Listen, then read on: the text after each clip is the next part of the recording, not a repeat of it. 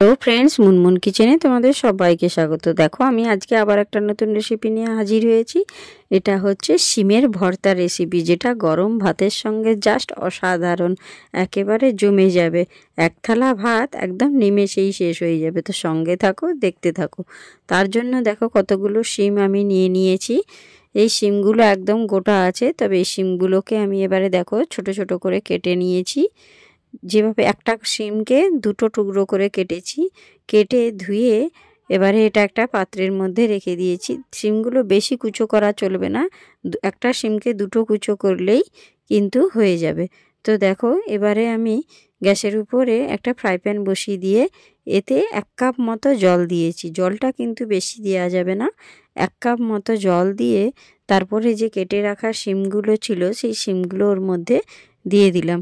দিয়ে এবারে এর মধ্যে দিয়ে দেব 1 চামচ লবণ পরিমাণ মতো।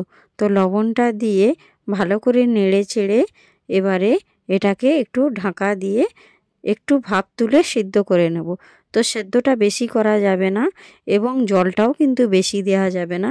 যে জলটা আছে সেই জলটা যেন একদম পুরোটাই সেদ্ধর সময় পুরোটাই যেন শুকনো হয়ে যায়। দেখতেই পাচ্ছ আমার ফ্রাই প্যানের মধ্যে একটু জল নেই, কেন জলটা যদি আমি ফেলে দেই ছেঁকে তাহলে শিমের গুণাগুণগুলো নষ্ট হয়ে যাবে এবং খেতেও খুব একটা ভালো লাগবে না।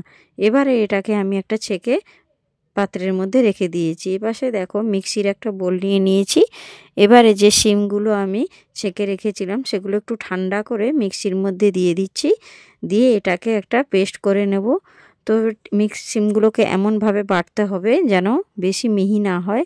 এবারে দিয়ে দিচ্ছি কিছু ধনেপাতা আর দিয়ে দিচ্ছি 3টে রসুন।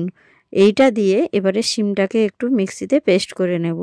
তো শিমটা পেস্ট করতে হবে এমনভাবে যেন খুব বেশি মিহি না হয়ে যায়, একটু যেন গোটা গোটা থাকে, সেইভাবে পেস্টটা করতে হবে। দেখতেই পাচ্ছ তোমরা শিমটা আমি একদম মিহি করিনি, ঠিক একটু একটু গোটা গোটা আছে। এইভাবে কিন্তু তোমাদেরকে মিক্সিতে পেস্ট করতে হবে। তো তোমরা চাইলে শিলনোড়াতেও বাটতে পারো, কোনো অসুবিধা নেই। তো এবারে দেখো গ্যাসের উপরে আমি একটা কড়াই বসিয়ে দিয়েছি এবং কড়ার মধ্যে দিয়ে দিলাম সামান্য সরষের তেল। তো তেলটা গরম হওয়া পর্যন্ত কিন্তু আমাকে অপেক্ষা করতে হবে। এবার দেখতে পাচ্ছ তেলটা মোটামুটি গরম হয়ে এসেছে। এর মধ্যে দিয়ে দিব 2টো শুকনো লঙ্কা। শুকনো লঙ্কাটাকে আমি ভালো করে লাল লাল করে ভেজে নেব। শুকনো লঙ্কাটা আমার দেওয়ার কারণ হচ্ছে সেটা আমি তোমাদেরকে পরে লাস্টে বলে দেব। তো দেখো শুকনো লঙ্কাটা আমি ভালো করে ভেজে নিয়েছি। এবারে আমি কিন্তু শুকনো লঙ্কাটাকে তুলে নেব। তেল থেকে ভালো করে তুলে একটা পাত্রের মধ্যে রেখে দেব। শুকনো লঙ্কাটা আমার এখন নয়, শেষে কাজে লাগবে। তো দেখো এবার ওই তেলের মধ্যেই দিয়ে দেব 1 চামচ গোটা জিরে, কালো জিরে। কালো জিরেটা দেওয়ার পর আমি দিয়ে দিলাম কিছু আদা কুচো, যে আদাটা আমি একদম আগে থেকেই কুচো করে রেখেছিলাম। এবারে এই আদা কুচোটার মধ্যে দিয়ে দিলাম কিছু কাঁচা লঙ্কা কুচো, 2-3টে কাঁচা লঙ্কাকে আমি কুচো করে রেখেছিলাম, দিয়ে দিলাম ওর মধ্যে। এবারে দিয়ে দিলাম কুচো করে রাখা পেঁয়াজ। পেঁয়াজ, কাঁচা লঙ্কা, আদা আর কালো জিরেটাকে একটু ভালো করে কিন্তু ভেজে নিতে হবে। পেঁয়াজটা কিন্তু একটু ভালো করে লাল লাল করে ভাজতে হবে, তবে দেখবে এই শিমের ভর্তাটা কিন্তু জাস্ট অসাধারণ লাগবে। তো দেখো পেঁয়াজটা আমি একটু হাতে সময় নিয়ে ভালো করে ভেজে নিচ্ছি। এই সময় কিন্তু গ্যাসের ফ্লেমটা কম রাখবে, নাহলে পেঁয়াজগুলো কিন্তু চুঁয়ে যেতে পারে। তো দেখো মোটামুটি আমার পেঁয়াজটা ভাজা হয়ে গেছে। এবারে এখান থেকে আমি কিছু পেঁয়াজ ভাজা ছান্তার সাহায্যে তুলে আমি একটা পাত্রের মধ্যে কিন্তু রেখে দেব। এই যে আদা, পেঁয়াজ আর লঙ্কার যে একটু ভাজা, সেই ভাজাটা আমি তুলে তার মধ্যে খানিকটা পেঁয়াজ ভাজা আমি তুলে আমি একটা আলাদা পাত্রের মধ্যে রেখে দিচ্ছি। এবারে এখনও দেখো কড়াতে এখনও তেল আর পেঁয়াজ ভাজা রয়েছে। এবারে এর মধ্যে দিয়ে দেব বেটে রাখা যে শিমটা ছিল, সেই শিমটা ওর মধ্যে দিয়ে দিলাম।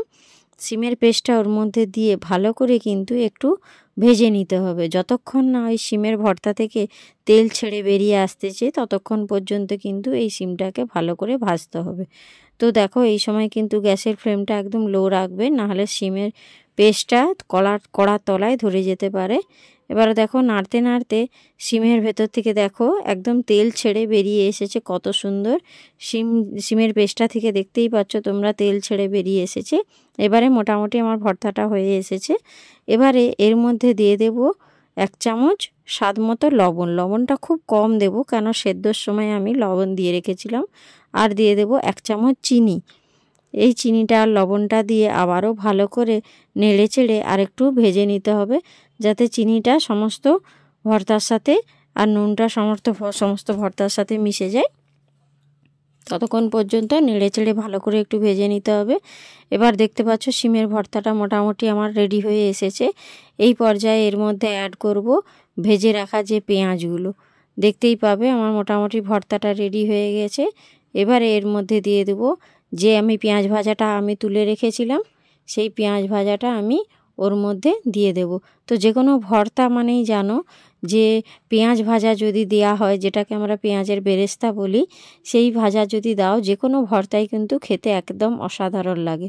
তো পেঁয়াজ ভাজাটা দেওয়ার পর আরেকটু নেড়ে চেড়ে আমি একটু হাতে সময় নিয়ে ভেজে নেব। এবারে দেখো ভর্তাটা আমার একেবারেই রেডি হয়ে এসেছে। তোমাদেরকে আমি দেখিয়ে দিচ্ছি। দেখো গ্যাসের ফ্লেমটা আমি এবারে দেখো বন্ধ করে দিয়েছি। শিমের ভর্তাটা কিন্তু একেবারে রেডি। এটা কিন্তু গরম ভাতের সঙ্গে একেবারে জাস্ট জমে যাবে, মাছ মাংসকেও কিন্তু হার মানিয়ে দেবে। দেখো এবার এটাকে আমি একটা প্লেটের মধ্যে সার্ভ করে দিয়েছি। আবার যে 2টো শুকনো লঙ্কা আমি ভেজে রেখেছিলাম, এই শুকনো লঙ্কাটাও দিয়েছি। এবারে এটাকে কিন্তু চটকে খেলে গরম ভাতের সঙ্গে একদম ফাটাফাটি। তো কার কার আমার রেসিপিটা ভালো লেগেছে একটু লাইক, কমেন্ট ও শেয়ার করে দিও। Tata, bye bye.